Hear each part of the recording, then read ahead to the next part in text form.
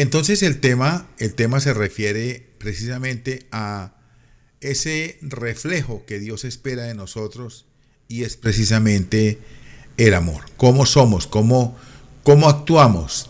Y Juan 13:35 nos dice, les estoy dando un mandamiento nuevo. Jesús de Nazaret habla con sus discípulos antes de morir, antes de ir a la cruz del Calvario, en la propia cena, después de haber hablado que alguien le iba a traicionar, después de haber visto cómo sus discípulos se peleaban, cuál iba a ser el primero, después de haberle lavado los pies.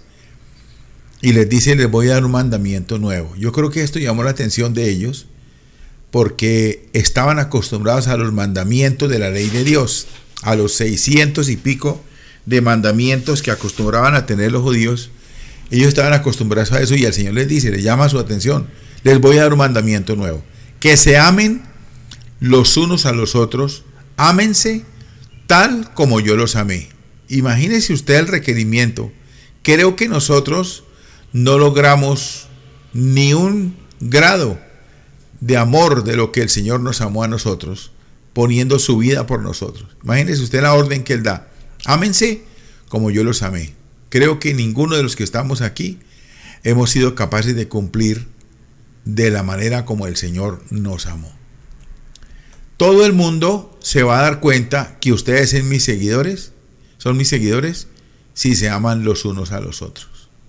Entonces, las personas van a ver en nosotros la evidencia de la vida cristiana cuando vean cómo nos tratamos los unos a los otros. Los hermanos con los hermanos, las hermanas con las hermanas, los hermanos con los vecinos, con los compañeros de trabajo, con los hijos, con los familiares.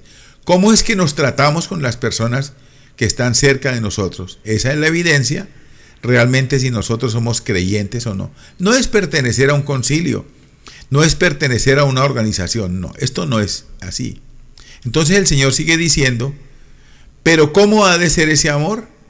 Jesús quería dejarle a sus discípulos una imagen visible, visual, de lo que significaba amarse los unos a los otros, una imagen para que nunca la olvidaran.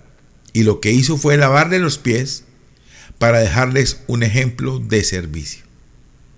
Aquí vemos nosotros en el Señor Jesús que Él amaba tanto a los discípulos que dijo, no, yo tengo que hacer aquí algo visible, algo que los marque a ellos verdaderamente para que vean cómo es que ellos tienen que hacer. Y dice la palabra que se ciñó una toalla, se agachó y comenzó a lavar los pies. Ahora, ¿cuál es la característica principal de un cristiano? Ir al templo, saberse la Biblia, diezmar, ofrendar, cantar, prestar un servicio en la comunidad. Algunos creen que llevando un pez en la parte de atrás del coche, del carro, una cruz en el cuello, saber de teología, es un gran error pensar que eso son muestras de la autenticidad de la fe. Una vez, un policía comenzó a perseguir un carro, a perseguirlo, y cuando llegó a la casa sacó el revólver y encañonó y era una señora. Bájese, levante las manos, déjese requisar. Y la señora, ¿pero qué pasó si este carro es mío? Este carro no puede ser suyo, señora, porque aquí en la parte de atrás dice que este carro es de un cristiano. Y usted no puede ser una cristiana de la manera como viene conduciendo, rompiendo todas las reglas, tirándole el carro encima a la gente. Este carro tiene que ser robado. Ahora, si nosotros llevamos un emblema, imagínese usted, una cruz, un crucifijo, una camiseta, soy cristiano, soy creyente, Cristo te ama, un aviso, un letrero, una gorra. Entonces, ¿eso es ser cristiano? No, eso no es ser cristiano. Pensar que esto son muestras de autenticidad de nuestra fe es un error gravísimo.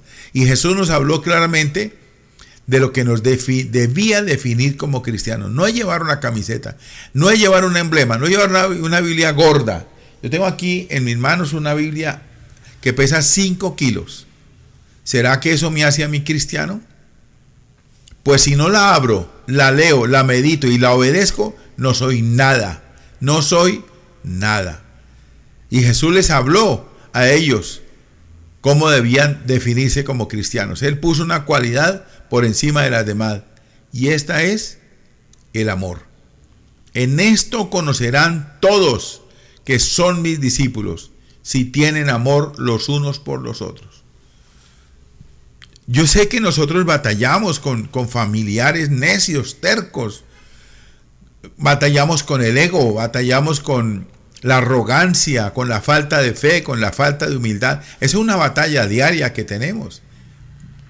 Pero si mi comportamiento no está relacionado directamente con el amor de Cristo, yo no soy absolutamente nada. Cuando llega el turno a Pedro, a ver un momentico si ve que me pasé. Bueno, voy a ubicarme acá un momentico, voy a detener aquí esta presentación un segundo, perdone por favor, pero estoy manejando un programa aquí que no tengo así como mucha práctica y ya enseguida retomamos. Entonces vamos aquí va, otra vez, presentar y ya, perdone por favor. Bien, entonces estamos en el tema de la evidencia de ser creyente. Entonces, el amor sacrificial que Jesús mostró muriendo de forma voluntaria en la cruz tiene que caracterizar la forma en la que los cristianos se relacionan, oiga bien, entre ellos mismos. ¿De qué forma la gente sabrá, la gente que no es creyente sabrá que somos seguidores de Cristo en la forma en que nos relacionamos entre los hermanos de la iglesia? Porque ese amor es tan diferente a lo que se respira en este mundo que llamará la atención de los no creyentes. Todo el mundo se va a dar cuenta de que ustedes son mis seguidores si se aman los unos a los otros. Les estoy dando un mandamiento nuevo, que se amen los unos a los otros, ámense como tal, como yo los llamé. Esto es lo que está diciendo aquí el Señor. Ahora, el amor es la señal que le dice al mundo que somos seguidores de Jesús, mientras que la unidad es la señal de que Jesús fue enviado por el Padre. Lo voy a repetir. El amor es la señal que le dice al mundo que somos seguidores de Jesús. O sea, como yo trate a la gente, como yo hable, como yo me comporte, pero la unidad es la señal de que Jesús fue enviado por el Padre. El amor y la unidad son lo que Francis Schaeffer dijo. Oiga bien, la verdadera defensa de nuestra fe no está en las explicaciones y argumentos, sino en nuestra conducta. Y yo tengo aquí un avisito que voy a mostrar, que ya lo hice aquí para la próxima foto que voy a tomar. Ojito, la defensa de mi fe es mi conducta, es mi propia conducta. Oiga bien, por favor. Yo no voy a defenderme diciendo yo soy un cristiano, porque la Biblia dice que el amor de Cristo, que no sé qué, no.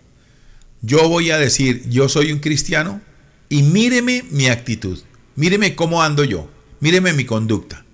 Una vez mire mi conducta, podrán ustedes solamente decir que soy un creyente. Esos argumentos, esas explicaciones, sí, es que yo voy a la iglesia y allá no tenemos idolatría porque no tenemos vírgenes ni santos.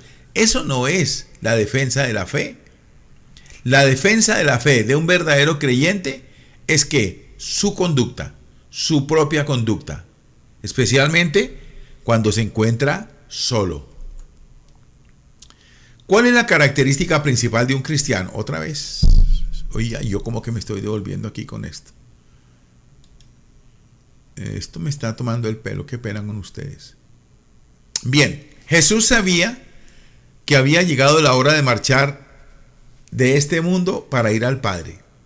Una expresión que se repite con bastante frecuencia en el Evangelio de Jesús, de Juan, es su hora aún no había llegado. Jesús actuaba consciente de que seguía una agenda previamente establecida. Jesús era un hombre que había nacido para morir.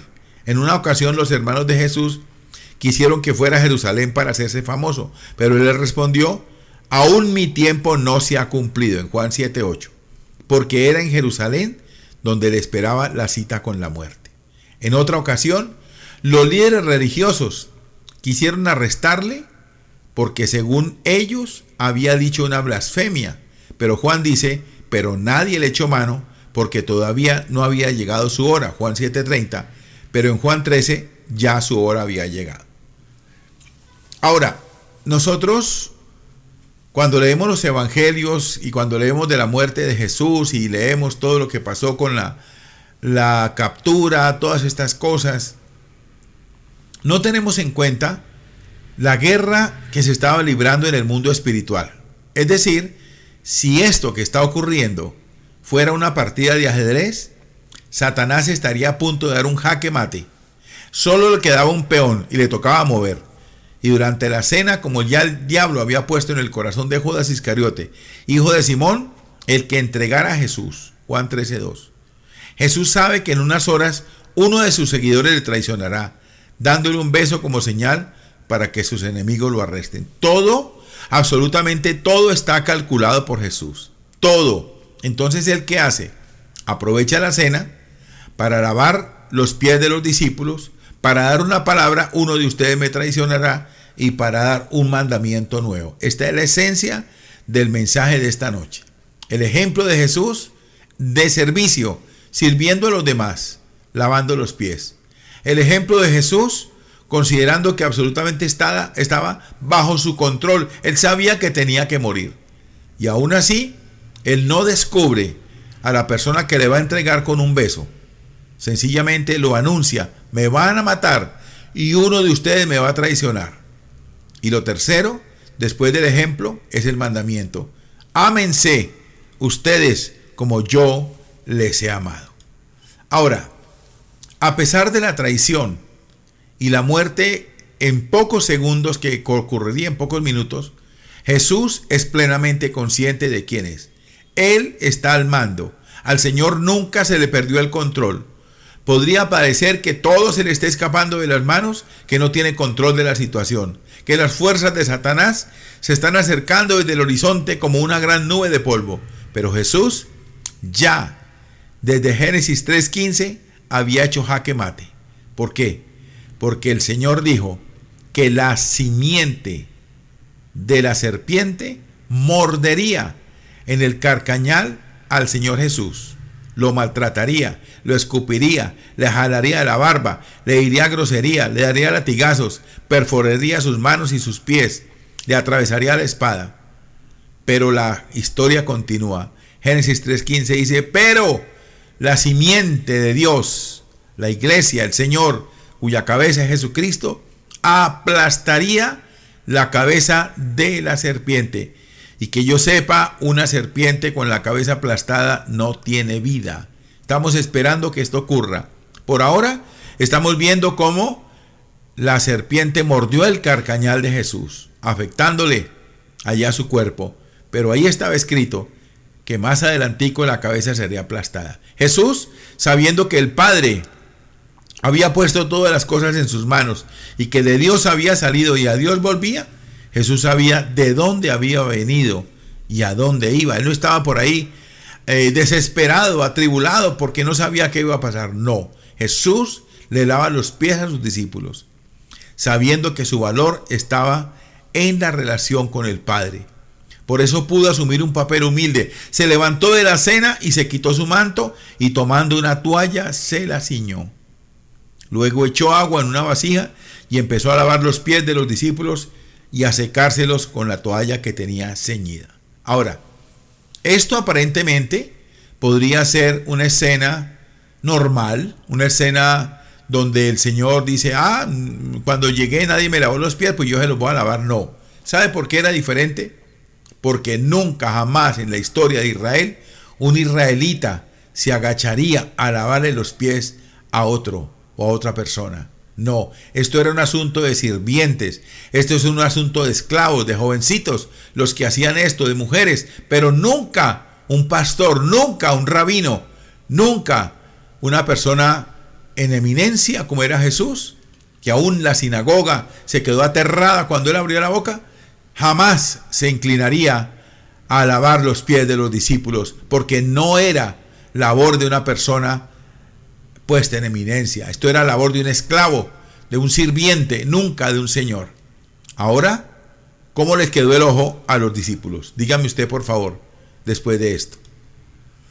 Ahora, ninguno de los discípulos tuvo la humildad ni el valor de desempeñar una función que tocaba hacer a los siervos. El Evangelio de Lucas nos cuenta que empezaron la cena discutiendo quién era el mayor de ellos. Y aquí esto me parece que los discípulos perdieron el año. Yo creo que si ellos estaban en un seminario bíblico aprendiendo del Señor Jesús, me parece que perdieron la materia, porque estaban muy equivocados. En un momento donde el Señor les dice, me van a matar, uno de ustedes me va a traicionar, un mandamiento nuevo les doy, ellos están haciendo conjeturas a ver quién va a estar en primer lugar en el cielo. En la cultura judía, lavar los pies de los invitados era una tarea denigrante y formaba parte de las tareas de un sirviente que un sirviente judío no debía realizar. Era una labor reservada para los sirvientes gentiles o impíos o paganos, para las mujeres y para los niños. Cuando le llegó el turno a Pedro, este se opone a que su maestro le lave los pies y reclama indignado, Señor, ¿tú lavarme a mí los pies? Parece que cayó en cuenta de lo que el Señor Jesús estaba haciendo.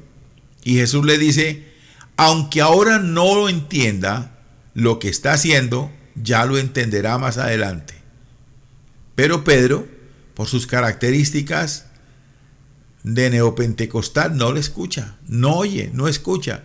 Y sigue en su opinión personal. No, jamás me lavará los pies. Y aquí quiero detenerme por un momento para reflexionar, porque estos temas no es solamente para leer, es también para reflexionar. Pensemos por un momento que muchas veces Dios tiene su opinión y nosotros tenemos una opinión contraria. Y muchas veces terminamos haciendo lo que a nosotros nos parece y no lo que a Dios le parece. Pedro se opone al lavamiento de los pies y el Señor le dice, es que lo que estamos haciendo ahorita usted no lo va a entender, pero más adelante lo va a entender. Pero Pedro no tiene oídos para escuchar al Señor. Él está en su propia opinión personal. No, jamás me lavarán los pies. Porque era su costumbre, porque era costumbre ver a los esclavos lavando los pies y nunca un señor. Por eso le dice no. Y el Señor le dice, tranquilo, esto lo estoy dejando para que allá el 28 de noviembre del año 2024, una iglesia virtual llamada Maná para el Planeta, logren entender que yo no vine a ser servido, sino a servir. Micrófono abierto, por favor, cierre el micrófono. La reacción de Pedro. ¿Qué le pasa a Pedro? ¿Por qué se resiste de esa forma? Tenga la gentileza de cerrar su micrófono. A ver, se lo cierro. Ah, se lo cierro yo acá. Listo, ya.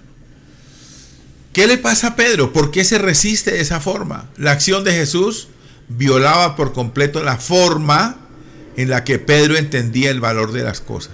Pedro estaba acostumbrado a una rigurosidad, a un esquema, a un ejemplo, a unas normas, a unas reglas, a un protocolo. Y cuando se rompe el protocolo y se rompen las reglas, entonces se asombra. Y el Señor habla, el menor sirve al mayor. Este es el verdadero servicio. Pedro acaba de discutir con sus amigos sobre quién ocuparía la mejor posición cuando Jesús se sentara en el trono. Es decir, Pedro se creía con el atributo de sentarse al lado de Jesús en el trono. Imagínese usted, ¿quién iba a ocupar el asiento más cercano a la gloria y al poder? Yo, Pedro. Y ahora, para su sorpresa, el que va a estar sentado en el centro del trono le está enseñando a él y a toda la humanidad que el mayor está actuando como el menor. A Pedro se le han roto todos los esquemas, no entiende nada, a lo mejor no entendería nada, pero déjeme decirle, mi hermano querido, mi hermana que está en esta noche escuchando, que el menor siempre servirá al mayor. Resulta que nosotros leemos en Colombia elegimos políticos para que le sirvan al pueblo. De hecho, ellos se llaman servidores públicos. Pero los servidores públicos terminan con chofer, con empleada, con asesor, con asesores, vayan y vengan, que le carguen la maleta, que le lleven, que le traigan, que le den consejería, que estén ahí aconsejándolos. y resulta el pueblo sirviéndole al que fue elegido para servidor público. El menor servirá al mayor, y aquí se rompe todo el protocolo. Todo, absolutamente todo. Ahora, cuando llegue el turno a Pedro, jamás me lavará los pies. En segundo lugar, ser servido por su Señor era como darle una bofetada al orgullo y a la autosuficiencia de Pedro. Cuando uno recibe, se está poniendo en una posición de vulnerabilidad. Cuando yo recibo, por eso la Biblia es sabia y dice que es mejor dar que recibir, porque cuando uno recibe, se está poniendo en una posición de vulnerabilidad. El hombre quiere estar al mando, tenerlo todo bajo control. Es mucho más fácil dar de forma condescendiente a alguien que tiene necesidad. Nos sentimos importantes cuando hemos sido de ayuda a los demás. Nos encanta escuchar esas cosas como: no podría haber salido de esta si tú no me hubieras ayudado, si no hubiera sido por ti. Somos adictos a la necesidad de sentir porque somos necesarios, pero estar en posición del que necesita ayuda demuestra una debilidad contraria a nuestro afán de autocontrol. Nos encanta servir, pero cuando nos tienen que servir a nosotros, nos sentimos mal.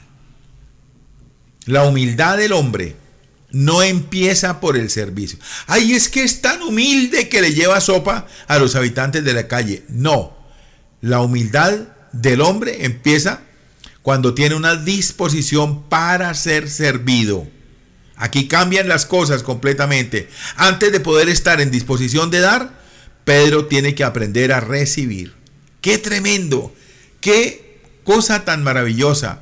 Antes de disponerse para dar, el corazón de Pedro tiene que ser transformado para recibir. Por eso el Señor Jesús le lava los pies a Pedro, para que él más adelante, habiendo recibido la lección de la humildad de recibir, ahora él vaya y en humildad lave los pies de otros.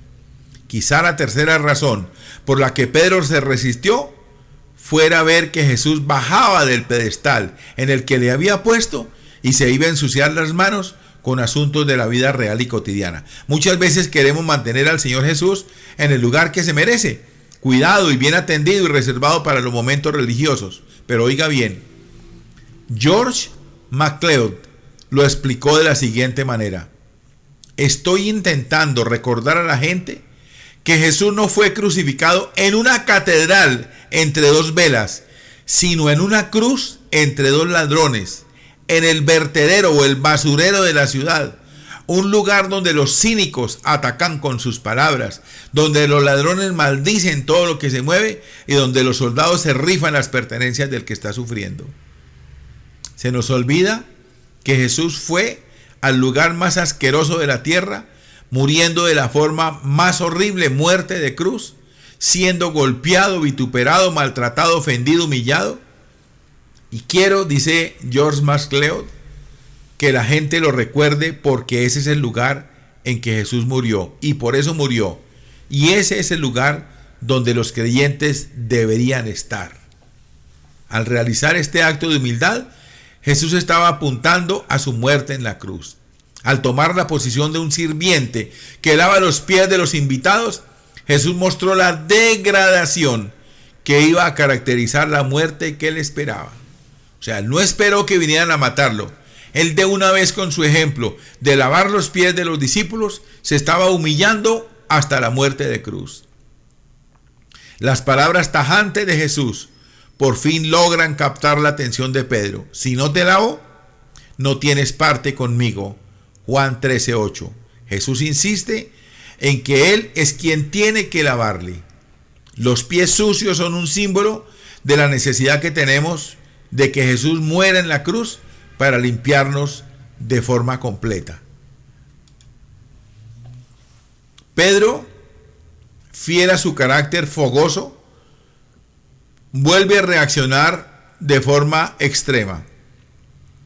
Señor, entonces no solo los pies, sino también las manos y la cabeza. Juan 13:9.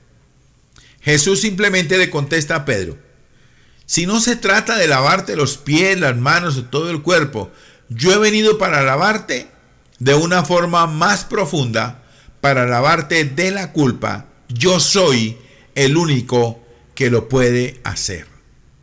Y aquí, mis hermanos, hacemos una pausa. Necesitamos el lavamiento del Señor por el Espíritu Santo de nuestras conciencias para lavarnos de toda culpa.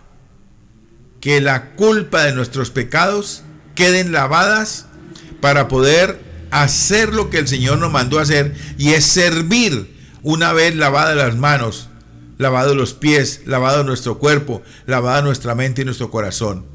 Escúcheme bien, ministerios han fracasado cuando intentaron lavar las manos de otra persona y sus manos estaban sucias de culpa. Una persona que va a la plaza pública a servir, que va a un barrio pobre a servir, tiene que ir con las manos lavadas en el sentido espiritual, porque de lo contrario va a contaminar la olla con la comida. Va a llevar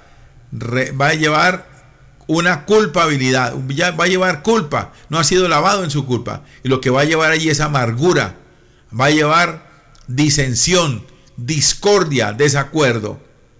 Una persona que sirve debe ir con la disposición de ser servido como el Señor Jesús.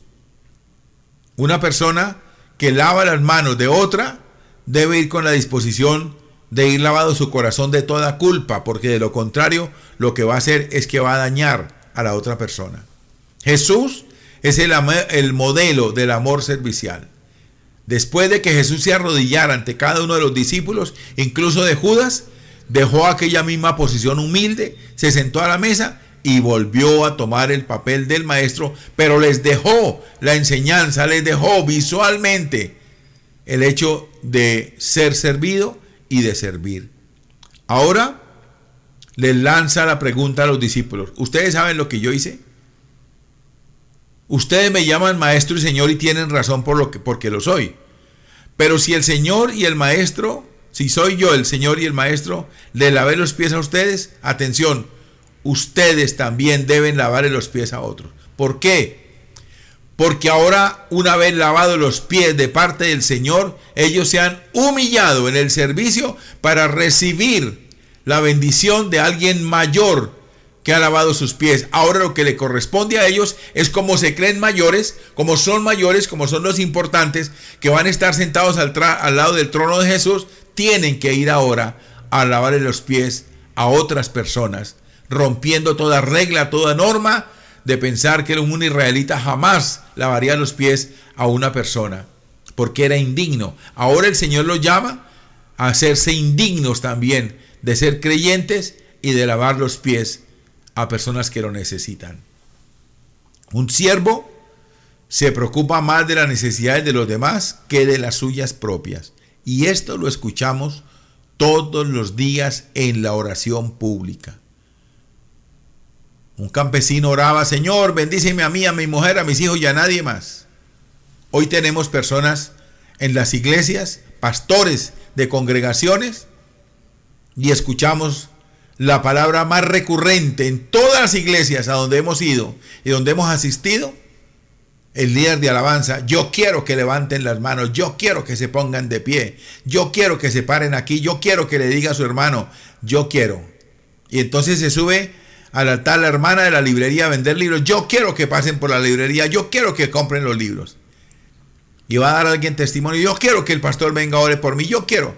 Y esa palabra yo quiero tiene que salir de nuestro corazón, porque un siervo se preocupa más de las necesidades de los demás y no de las de yo quiero.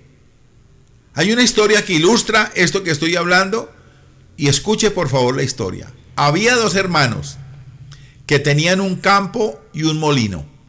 Cada noche repartían entre sí de forma igual el grano que habían molido durante el día. Uno de ellos vivía solo y el otro estaba casado y tenía una gran familia. Entonces, el que estaba soltero pensaba para sí mismo: no es justo que repartamos el grano por partes iguales. Yo solo tengo que cuidar de mí mismo, pero mi hermano tiene que dar de comer a su mujer y a sus hijos. Así que en secreto, cada noche, llevaba parte de su grano al granero de su hermano para que nunca les faltara nada. Pero el hermano que estaba casado pensaba lo mismo: no es justo que repartamos el grano en partes iguales, porque yo tengo hijos que trabajarán y cuidarán de mí cuando yo sea mayor. Pero ¿qué hará mi hermano cuando sea mayor? Así que en secreto, cada noche, llevaba parte de su grano al granero de su hermano soltero. Como resultado, cada mañana los dos veían que el grano de su granero había aumentado de forma misteriosa. En esta historia vemos que los dos hermanos querían que las necesidades del otro estuvieran cubiertas, y vemos también que el servicio mutuo hace que las necesidades de ambas partes estén cubiertas. He observado, especialmente en el matrimonio, que preocuparse tan solo de las necesidades propias es destructivo. Conocimos un hombre que él era su propia preocupación independientemente de su mujer y sus 4 hijas. La mujer y las 4 hijas y las 3 hijas le importaban un pepino. Él tenía que estar bien vestido, bien planchado, bien bonito, bien perfumado, con el mejor perfume, la mejor colonia, los mejores zapatos, el mejor carro, la mejor mesa. Y la esposa y las hijas le importaban absolutamente nada, porque él era el jefe del hogar. La carne para él, porque él es el que trabaja. El plato mayor para él, porque él es el que provee. Repito, he observado especialmente en el matrimonio que preocuparse tan solo de las necesidades propias es destructivo. ¿Cuántas veces llegaron a nuestra oficina parejas en consejería?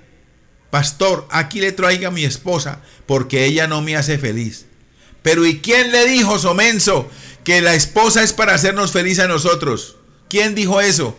¿Que usted la compró, luego dio plata por ella para que le haga feliz, como si fuera un payaso, como si fuera un juego o alguna cosa parecida? No, no es así. No es responsabilidad de su esposa que usted sea feliz. Es su propia responsabilidad. Y la propia responsabilidad de ser felices incluye el servicio a la otra persona y estar preocupado de que la otra persona se sienta bien, esté contenta, bien vestida, esté bonita, bien arreglada, con sus uñas, con su pelito arregladito. Es fácil hacerse la víctima y pensar: mis necesidades no están siendo cubiertas, es que no me hace feliz. Eso es fácil, es creerse víctima. Estoy poniendo más esfuerzo en la relación que ella. Ella escasamente trabaja, apenas lava la ropa, cocina y mantiene la casa. Y yo vengo a la oficina todos los días. Yo he escuchado eso. ¿Cuántas veces lo he escuchado eso, por favor? Muchas veces lo escuché. Pero ese pensamiento nos mete en una calle sin salida, porque con frecuencia distorsionamos la verdad y pretendemos ser mejores de lo que realmente somos. El servicio implica sacrificio. Ser siervo significa morir a uno mismo. Eso es algo en contra de nuestra naturaleza, pues requiere que pensemos en los demás. Los discípulos no tenían una mentalidad de servicio porque estaban demasiado ocupados cuidando de sí mismos y pensando cuál de ellos estaría más cerca del trono en el reino de los cielos. Por eso estaban despreocupados del servicio. En el sentido bíblico, cualquier acción que aspire a ser un acto de servicio implicará algo de sacrificio por parte del que sirve. Este tendrá que estar dispuesto a actuar sin esperar nada a cambio. ¡Qué problema tan tremendo! Cuando convoca uno un grupo de personas para que salgan a evangelizar, esperan tener refrigerio, esperan que les den todo, esperan que les provean del transporte, pero sacrificio no, ninguno. que la organización de, que el pastor de, que la iglesia de, para eso tienen plata. Si yo no salgo, si no me dan para el bus, si no me dan los tratados, si no me los sellan, si no me dan un refrigerio. Eso lo veo yo seguido. Por ejemplo, limpiar después de una actividad el templo. Pasar una noche en un centro de indigentes. Interrumpir su rutina cómoda o los planes que había hecho para cubrir la necesidad de alguien. Cambiar el estilo de vida para que otros puedan tener más recursos. No esperar que los demás presten atención a las buenas acciones que he realizado, etcétera, etcétera, etcétera. Dicho de otro modo, el siervo es alguien que se centra en los demás y no en uno mismo. En esto conocerán todos que sois mis discípulos, si os tenéis amor los unos por otros. ¿Cuánto nos ocupamos los unos de otros? ¿Qué trato tenemos del uno con el otro? Las hermanas hijas de papá y mamá, ¿cómo se tratan la una a la otra? Entre los hermanos varones, ¿cómo se tratan el uno con el otro? ¿Cómo tratan los hijos a la madre? ¿Y cómo trata la madre a los hijos? ¿Cómo trata el padre a sus hijas? ¿Cómo se tratan entre consiervos? ¿Cómo se tratan entre pastores, entre amigos, entre hermanos? Esta es la verdadera evidencia de alguien convertido a Cristo. Oiga bien, la defensa de mi fe es mi propia conducta.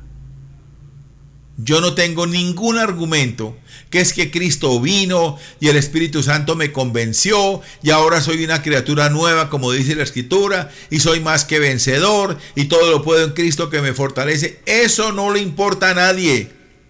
A la gente le importa es cómo es su actitud, cuál es su conducta, qué comportamiento tiene, cómo refleja la teoría en la verdadera práctica. Eso es a lo que el Señor nos está llamando en esta noche, queridos hermanos. No es por llevar una cruz, una estampita, una camiseta. Soy cristiano, soy de Cristo. Una estampa, una medalla en el carro pegada atrás. Soy un hijo de Dios. Demuéstrelo. Sin palabras, sin argumentos, demuéstrelo. En el servicio, sirva a quien necesita. Sirva. Pero primero permítame que usted también pueda recibir el servicio de alguien para que usted pueda entender que necesita recibir para poder dar. Padre, quiero darte gracias en esta hora por tu infinito amor y tu infinita misericordia. Dios del cielo, definitivamente antes de haber tenido contacto con esta lección, habíamos experimentado el gozo de servir a los demás, pero hoy comprendemos, según el Señor Jesucristo, cuando lavó los pies de los discípulos, que nosotros, si queremos ir a lavarle las manos a otra persona, los pies a otra persona, necesitamos ser lavados primero por la obra regeneradora del Espíritu Santo de Dios, porque con culpas, con penas, con traumas, no podemos ir allá a intentar arreglar a nadie, Señor, porque haríamos el ridículo, porque haríamos morcillas para el diablo, como decía mi mamá. Dios eterno, ayúdanos, Señor de la gloria, a ser equilibrados. Recibimos esta palabra con la responsabilidad de ponerla en práctica en todas nuestras acciones. Señor, ayúdanos, porque hay personas allá afuera que no te conocen y que están a la expectativa, mirando a alguien que obre diferente a como está obrando la iglesia de este siglo. Alguien que no esté interesado en el dinero, alguien que no esté interesado en los bienes, en los beneficios, en la carne y la lana de las ovejas, sino verdaderamente en un corazón para conducirlo a Cristo. Ayúdanos, Señor de la gloria, para que nuestra referencia de ser cristianos sea nuestro propio comportamiento y nuestra propia conducta. Te lo pedimos, Señor, en el nombre de Jesucristo. Al Señor sea la gloria, sea la honra y sea la alabanza. Amén. Amén.